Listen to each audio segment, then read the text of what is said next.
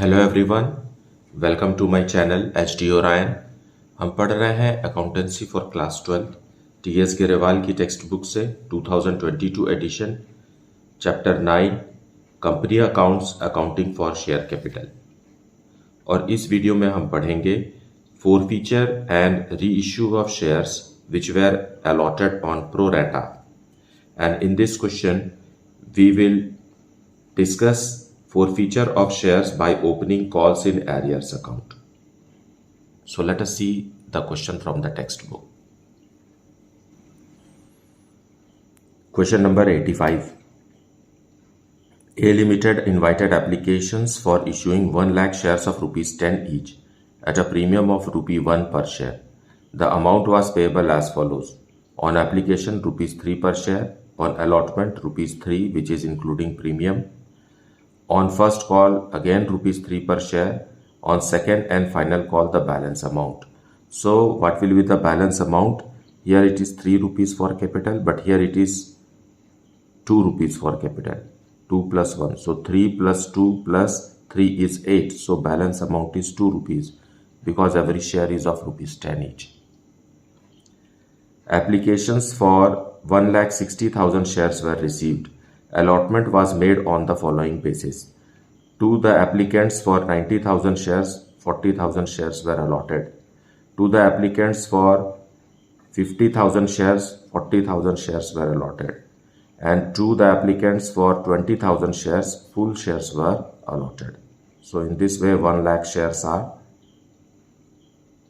issued.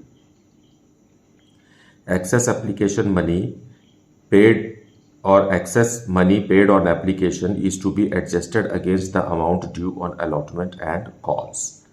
Rishabh, a shareholder who applied for 1500 shares and belonged to category 2, did not pay allotment, first call and second and final call money. Another shareholder, Sudha, who applied for 1800 shares and belonged to category 1, did not pay the first and second and final call money. All the shares of Rishabh and Sudha were forfeited and were subsequently reissued at rupees 7 per share as fully paid. As fully paid means 3 rupees discount. Fine. Pass the necessary journal entries in the books of A Limited. Open calls in arrears account and calls in advance account wherever required. So let us see the detailed explanation of it in the solution. So solution 85 we will see. उसके लिए पहले हम easy समझने के लिए analysis table बना लेते हैं जिससे कि क्वेश्चन बहुत आसान हो जाएगा. Fine. So there are 1 lakh shares which the company issued, लेकिन कंपनी के पास 1,60,000 शेयर्स के लिए एप्लीकेशन आया हुआ है और कंपनी ने इसे 3 कैटेगरीज में डिवाइड किया हुआ है. First category those who applied for 90,000 shares. Fine. So let us talk about the first category. Those who applied for 90,000 shares received 40,000 shares. Okay. And the second category, those who applied for, let me write it here. Okay. Here. Those who applied for 50,000 shares, they were allotted again 40,000 shares. And there is a third category. Those who applied for 20,000 shares received in full. Received full 20,000 shares. So 90 plus 50 plus 20 is 1,60,000. And so total application received is how much? 1,60,000 shares के लिए application आया और company के पास है कितना? 1 lakh shares. So this plus this is 1 lakh shares. ये हम shares के लैंग्वेज में बात कर रहे हैं. फाइन. लेकिन जब अप्लाई किया है तो एप्लीकेशन मनी भी साथ में आया होगा and application money is rupees 3 पर share. So when we multiply it by 3 we get rupees 2,70,000 as application money from category 1 और उनको शेयर अलॉट हुआ 40,000. सो कंपनी कैपिटल में ट्रांसफर करेगी रुपीज 1,20,000. तो इनका एक्सेस एप्लीकेशन मनी कितना हुआ? 2,70,000 minus 1,20,000 is 1,50,000 is the excess application money। और क्वेश्चन में साफ साफ लिखा है कि इस मनी को रिफंड नहीं किया जाएगा, रादर हम इसे अलॉटमेंट के समय में या और कॉल्स के समय में एडजस्ट करेंगे। सो अब इस एक्सेस एप्लीकेशन मनी में से जितना भी अमाउंट हम अलॉटमेंट में एडजस्ट करेंगे उसे हम अलॉटमेंट के नाम से ही एडजस्ट करेंगे। फाइन। अब देखिए इन्हें ग्रांट हुआ है 40,000 शेयर्स और अलॉटमेंट मनी भी विथ प्रीमियम 3 रुपीज़ का है। सो 40,000 शेयर्स पर 3 रुपीज़ मतलब 1,20,000 रुपीज़ ही अलॉटमेंट में एडजस्ट होगा आउट ऑफ 1,50,000। तो बाकी पैसे को वापस नहीं करना है, अभी भी बाकी पैसे को हमें फर्स्ट कॉल के लिए यूज़ करना है। फाइन। फर्स्ट कॉल में अब यहाँ देखिए 1,50,000 में से 1,20,000 ही अलॉटमेंट में एडजस्ट हो पाएगा, तो बाकी का जो 30,000 रुपीज़ है वो हम फर्स्ट कॉल के लिए रख लेंगे और इसे हम कॉल्स इन एडवांस कहेंगे। अलॉटमेंट का जो मनी हम एडजस्ट कर रहे हैं उसे हम कॉल्स इन एडवांस नहीं कहेंगे, लेकिन जो फर्स्ट कॉल का मनी हमारे पास एक्सेस एप्लीकेशन का बचा है that will be maintained in calls in advance account and there will be no refund of money. Fine. उसी तरीके से कैटेगरी 2 में भी 3 रुपीज़ के हिसाब से 50,000 शेयर्स पर 1,50,000 रुपीज़ कंपनी को मिला और कंपनी ने उसमें से 1,20,000 रुपीज़ एडजस्ट किया क्योंकि उनको अलॉटेड नंबर ऑफ शेयर्स 40,000 थे। सो इनका एक्सेस एप्लीकेशन मनी आ गया 30,000। नाउ अब 40,000 शेयर्स पर allotment money at the rate of ₹3 पर शेयर कितना होता? 1,20,000 ही होता। देखिए सेम है यहाँ, तो इसमें से पूरा का पूरा 30,000 ही यहाँ एडजस्ट हो पाएगा। कॉल्स इन एडवांस के लिए कोई मनी बचा नहीं और रिफंड के लिए तो है ही नहीं। फाइन। अब थर्ड कैटेगरी में आ जाइए। थर्ड कैटेगरी में भी 3 रुपीज़ के हिसाब से 60,000 रुपीज़ भेजा गया और 3 रुपीज़ के हिसाब से पूरे के पूरे 20,000 शेयर्स पर 60,000 रुपीज़ का ही कैपिटल में ट्रांसफ़र हुआ।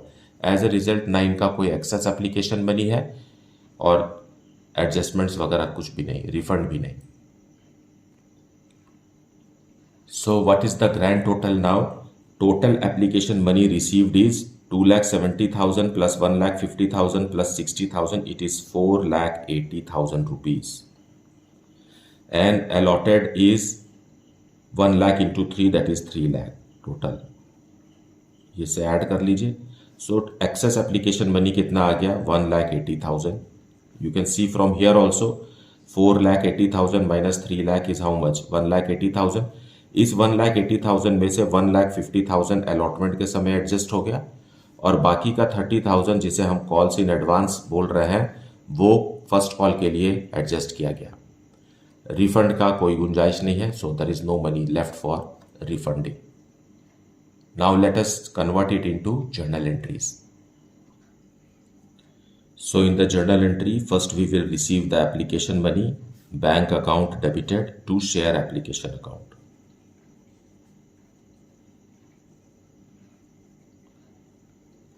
क्योंकि एप्लीकेशन आया है 1,60,000 शेयर्स के लिए एंड एप्लीकेशन मनी इज ₹3 पर share, 4,80,000 is received,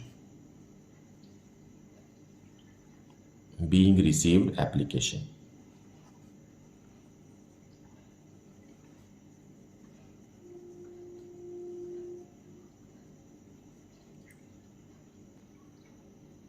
Now we will transfer this application money.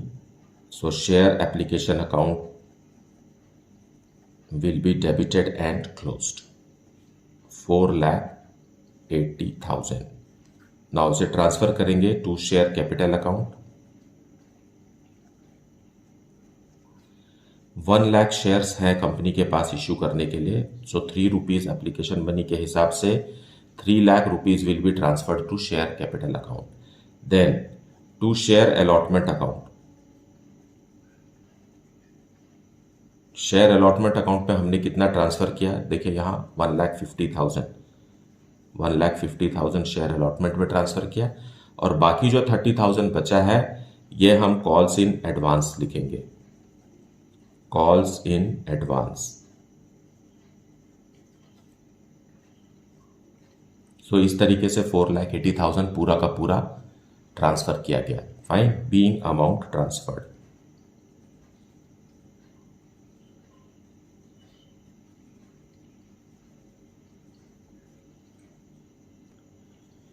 Now allotment money is to be made due. So share allotment account debited.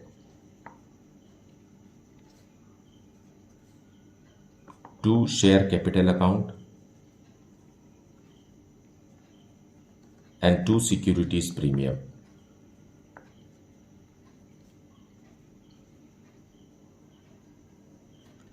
One lakh shares हैं, सो 1 lakh shares पर 3 rupees के हिसाब से 3 lakh rupees is due on allotment, out of which on 1 lakh shares ₹2 is for capital, means 2 lakh, and remaining 1 rupee is for securities premium. So 1 lakh rupees will be transferred to security premium. So money is due, being allotment due. Allotment money due.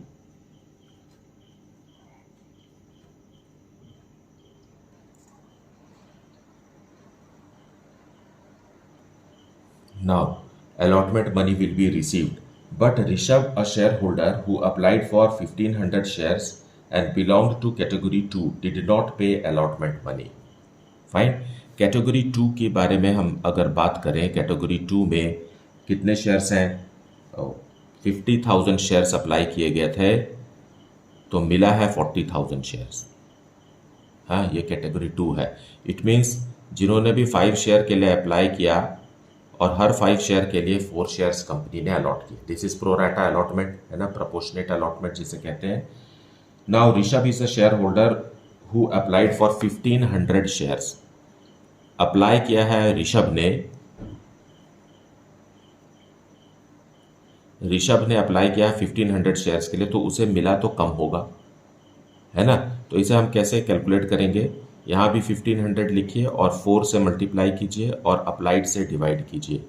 So you will understand it is 1200 shares. Okay, 1200 shares इसे receive हुआ है. तो सारा का application money will be made due on 1200 shares, not on shares applied. So application money अगर हम calculate करते हैं तो एप्लीकेशन मनी 3 रुपीज़ के हिसाब से ऋषभ ने 4500 रुपीज़ कंपनी को भेजा और 3 रुपीज़ के हिसाब से कंपनी ने उसके 3600 रुपीज़ ही कैपिटल में ट्रांसफ़र किया. So the excess application money that is ₹900 is the excess, जो कि टोटल एक्सेस एप्लीकेशन मनी में है. 900 किसका है? ऋषभ का है. Now on allotment on his 1200 shares on allotment at the rate of ₹3 पर शेयर 3600 रुपीज़ ड्यू है.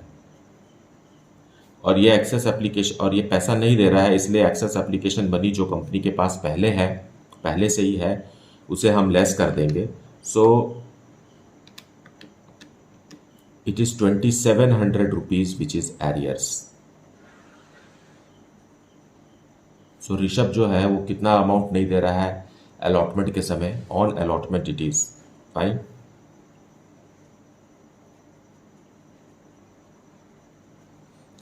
₹2700 का एरियर्स है.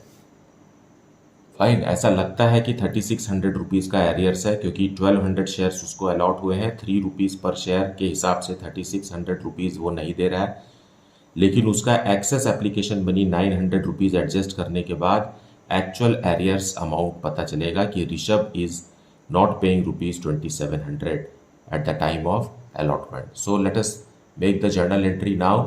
सो बैंक में अमाउंट आएगा, बैंक अकाउंट डेबिटेड, और क्योंकि क्वेश्चन में हमें कॉल्स इन एरियर्स अकाउंट भी ओपन करना है, इसलिए बैंक और एरियर्स का अमाउंट साथ में रहेगा. Calls in arrears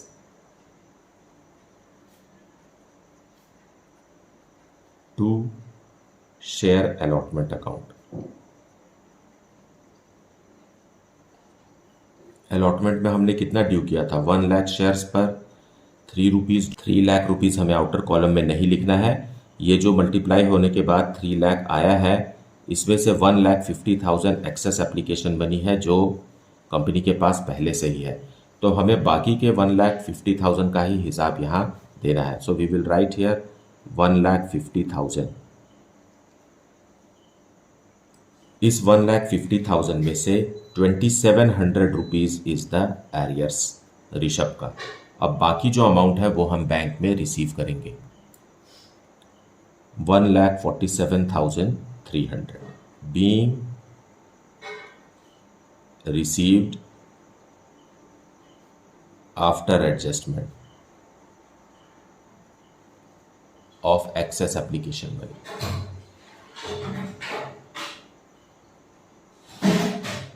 Except on 1,200 shares of Rishabh.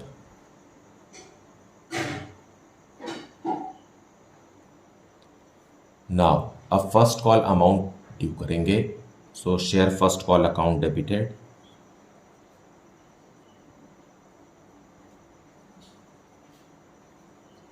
To share capital account.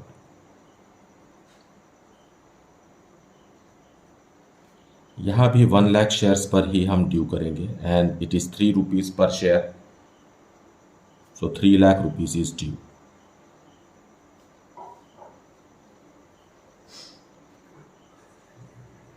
being first call money due.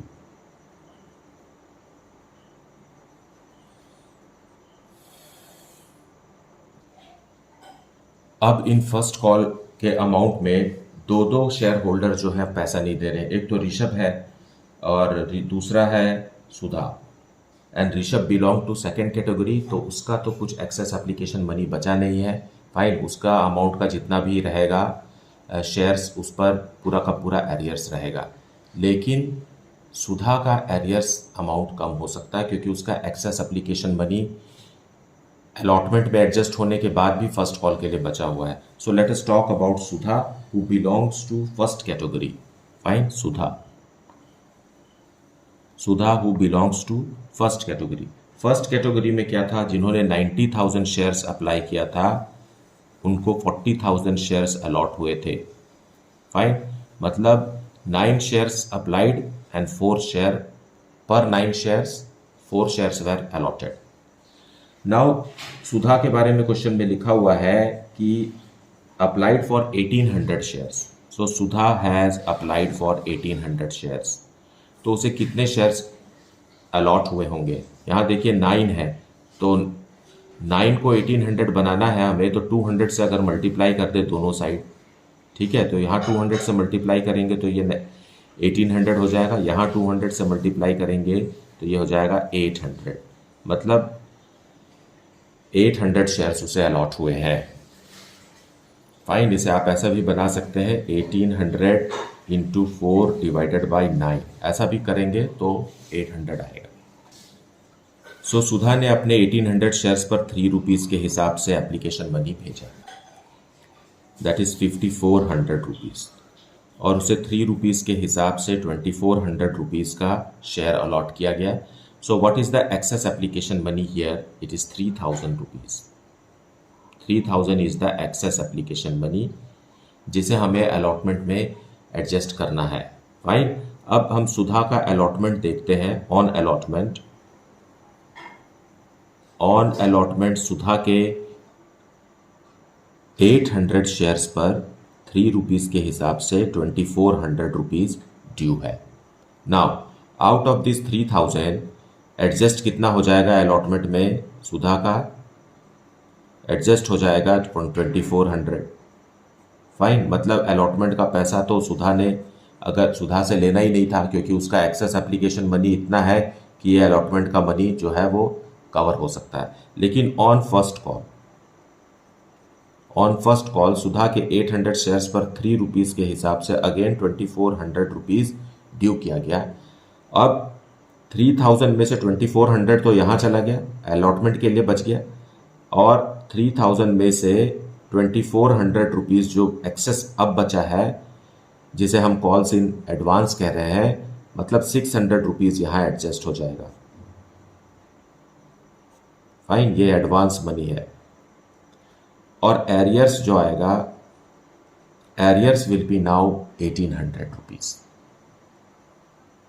Fine, so this way we have to calculate that extra application money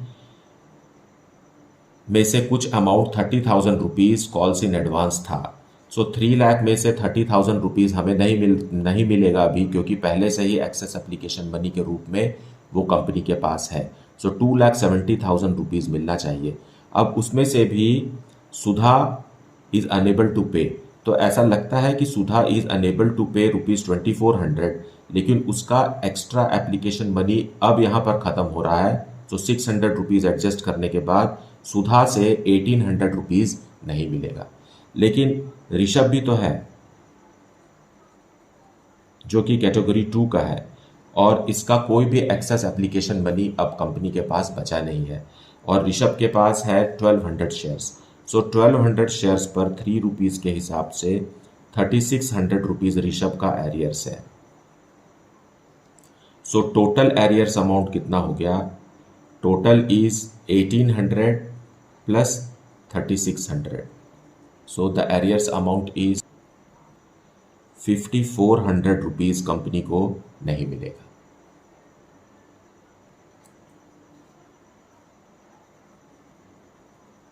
So bank account will be debited and calls in arrears account भी हमें debit करना है, और calls in advance account हमें close करना है। To share first call, जो कि हमने 3 लाख रुपीज़ से ड्यू किया था, उसमें से कॉल्स इन एडवांस 30,000 रुपीज़ का था। सो 30,000 रुपीज़ अब जब मिला था तब हमने उसे क्रेडिट किया था, अब हम उसे डेबिट करके क्लोज कर रहे हैं, क्योंकि this is the right time to adjust the amount. And Rishabh और सुधा, ऋषभ एंड सुधा का दोनों का एरियर्स अमाउंट मिलाकर है ₹5400। वो भी बैंक में नहीं आएगा, क्योंकि क्वेश्चन में calls in arrears account open करना है ऐसा कहा गया है, इसलिए हम उसे ओपन कर रहे हैं। अब बैलेंसिंग फिगर जो रहेगा that is 2,64,600 that will be received in bank. Being first call amount received except on 1200 shares of Rishabh and 800 shares of Sudha.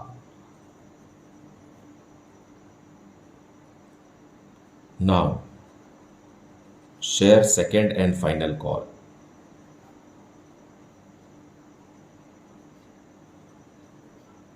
Will be made due with ₹2 per share. Okay, so 2 share capital account on 1 lakh shares, क्योंकि अभी तक forfeit नहीं किया गया है। so 2 lakh rupees is due for final call.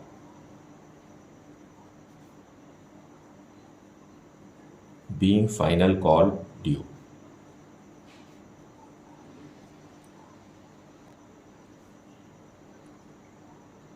Receive करेंगे final call, bank account debited and calls in arrears. क्योंकि ऋषभ और सुधा दोनों ही सेकेंड एंड फाइनल कॉल का अमाउंट भी नहीं दे रहे हैं, तो 2 share second and final call.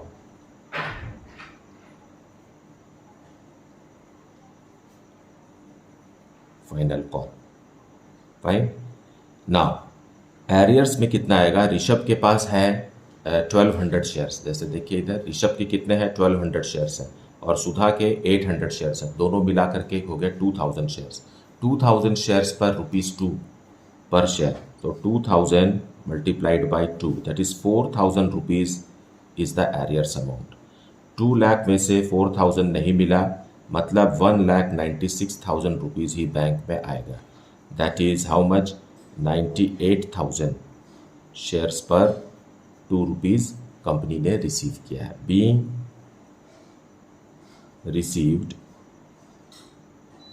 Except on 2000 shares. Now let us forfeit the shares because second call के बाद लिखा हुआ है the shares of Rishabh and Sudha were forfeited. So let us forfeit. So share capital account close हो जाएगा. Share capital account debit करेंगे, 2000 shares forfeit करेंगे जिसमें से 1200 शेयर्स ऋषभ के हैं और सुधा के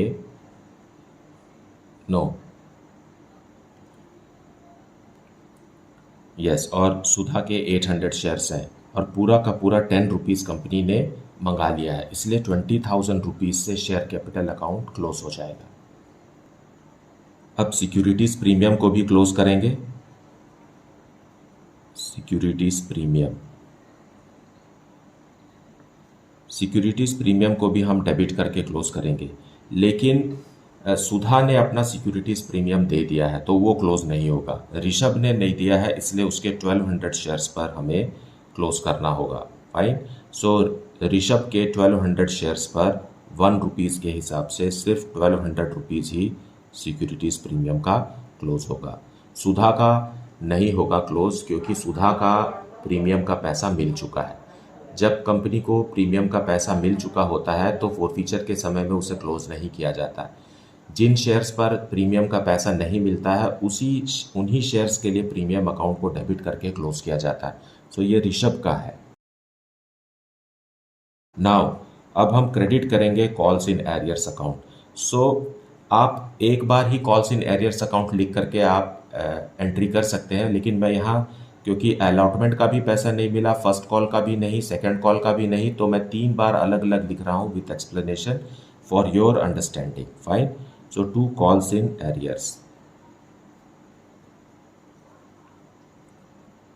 fine. Calls in arrears allotment वाला। अलॉटमेंट के समय कितना नहीं मिला? अलॉटमेंट के समय नहीं मिला है 2700 रुपीज़।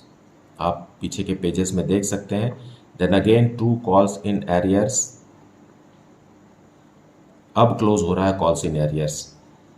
फर्स्ट कॉल के समय नहीं मिला, कितना? 5400 रुपीज़ नहीं मिला, जो कि हम पहले कैलकुलेट कर चुके हैं। और calls in arrears second and final call का भी है, जो कि है 4000 रुपीज़। फाइन। इतने कॉल्स इन एरियर्स हैं, इसका डिटेल हमने अभी 5 मिनट पहले ही डिस्कस किया है। So you can refer back to the video for this. And 2 share forfeiture account. ये जब्ती का पैसा है, मतलब कंपनी ने इतना पैसा जब्त कर लिया। So it is very simple to calculate कि कितना जब्त हो गया। 21,200 में से ये तीनों अमाउंट को आप लेस करेंगे तो आएगा 9100 रुपीज़, जो कि जब्ती का पैसा है। कंपनी ने इसे फोरफीट कर लिया है। This is the forfeited amount which the company is not going to refund to the defaulting share holder. Fine. अब ये 9100 रुपीज़ कैसे आया, इसे भी हमें समझ लेना चाहिए। यहाँ पर ही समझ लेते हैं 9100 रुपीज़ कैसे आया। ऋषभ ने 1500 शेयर्स के लिए अप्लाई किया था और 3 रुपीज़ पर शेयर उसने भेजा, मतलब 4500 रुपीज़ ऋषभ ने कंपनी को भेजा। इसके बाद कुछ भी पैसा उसने नहीं दिया। लेकिन सुधा ने कितने शेयर्स के लिए अप्लाई किया?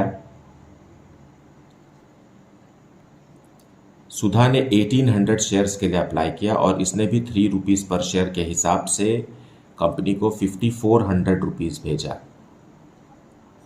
फाइन। इन्होंने एप्लीकेशन के अलावा कोई भी अमाउंट कंपनी को नहीं दिया है ना। जो भी पैसा एप्लीकेशन के समय दिया उतना ही था। सो टोटल आता है 9900 रुपीज़।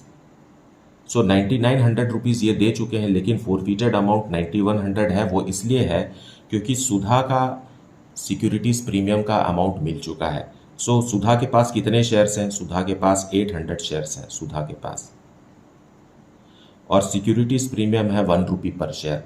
तो एज ए रिज़ल्ट इसे हम कंसिडर नहीं करते। फोरफीटेड अमाउंट में सिर्फ कैपिटल का अमाउंट ही फोरफीट किया जा सकता है, सिक्योरिटीज़ प्रीमियम का नहीं। सो ये 800 रुपीज़ हम इसमें से लेस कर देंगे। अब आ गया 9100 रुपीज़। और यही 9100 रुपीज़ कंपनी ने फोरफिट किया है, जो कि शुद्ध कैपिटल का अमाउंट है, सिक्योरिटीज प्रीमियम का अमाउंट इसमें नहीं है। फाइन। अब यहाँ आप एक बात और समझिए कि ऋषभ के 1500 शेयर्स पर कंपनी ने 4500 रुपीज़ फोरफिट किया है, लेकिन ऋषभ को ग्रांट कितना हुआ था? ग्रांट हुआ था 1200 शेयर्स और सुधा को 800 shares. Fine. So this forfeited amount is on 1200 shares. तो अगर हम पर शेयर निकालते हैं, 4500 डिवाइडेड बाई 1200 करते हैं, तो अमाउंट आता है 3.75 रुपीज़ पर शेयर फोरफिट हुआ है। पर शेयर फोरफिट हुआ है किसके लिए? ऋषभ का। तो ऋषभ के शेयर्स पर कंपनी ज़्यादा से ज़्यादा 3.75 रुपीज़ तक का डिस्काउंट दे सकती है ऑन री इशू ऑफ दीज शेयर्स। और उसी तरीके से सुधा ने कितना अमाउंट दिया है? सुधा का कितना रुपीस पर शेयर है ये जानने के लिए उसने 5400 रुपीज़ दिया है, लेकिन इस 5400 में से 800 रुपीज़ सिक्योरिटीज़ प्रीमियम का है, तो वो हम लेस कर देंगे divided by number of shares, that is 800। इस तरीके से हमें पता चलता है कि सुधा का 5.75 रुपीज़ पर शेयर फोरफिट हुआ है, जिसे हम डिस्काउंट के लिए यूज़ कर सकते हैं। सुधा के 800 शेयर्स को रीइशू करते समय कंपनी 5.75 रुपीज़ पर शेयर तक का डिस्काउंट ऑफर कर सकती है। अब रीइशू करेंगे। Bank account debited. Bank account debited, जैसा कि क्वेश्चन में लिखा है कि रीइशूड एट ₹7 पर शेयर। पूरे के पूरे 2000 शेयर्स को ₹7 पर शेयर के हिसाब से 14,000 रुपीज़ में कंपनी ने रीइशू कर दिया। एज फुल्ली पेड मतलब बाकी का जो 3 रुपीज़ पर शेयर है वो डिस्काउंट है, जिसे हम शेयर फॉर फीचर से कवर करेंगे। मतलब 2000 शेयर्स पर 3 रुपीज़ पर शेयर डिस्काउंट है, so it is 6000 rupees is the discount. To share capital account फिर से बढ़ जाएगा 2000 शेयर्स का 10 रुपीज़ वाले each, so 20,000 being reissued 2000 shares at discount।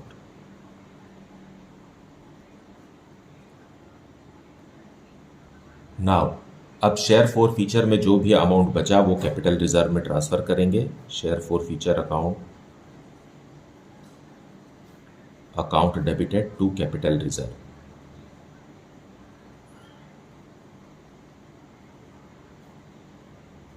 ₹9100 company ने फोरफिट किए थे, उसमें से 6000 रुपीज़ कंपनी ने डिस्काउंट में यूज़ कर लिए, तो बचा कितना? 3100 rupees will be transferred to capital reserve. That is very simple to calculate because all the shares have been reissued. Being transferred gain को हमने ट्रांसफ़र कर दिया। और 3100 रुपीज़ का डिटेल भी अगर हम देखें तो जैसे Rishabh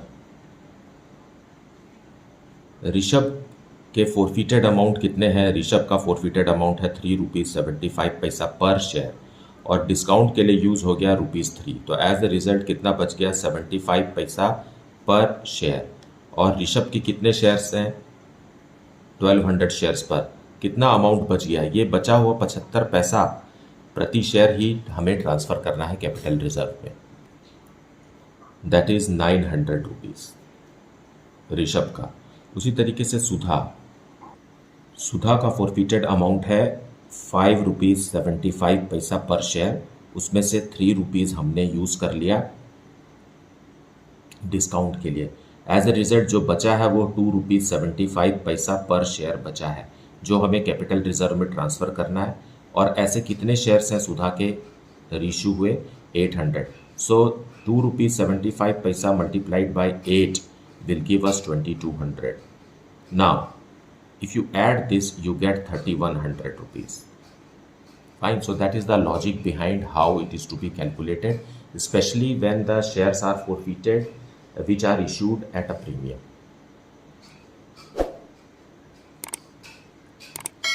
I believe that you have understood the concept of this topic very well. And if you are having any doubt, then please put it in the comment section. Thank you so much for liking, subscribing, and sharing the channel. And if you have not yet, then please do like it, subscribe it, and share it with your friends. Thank you so much for watching the video.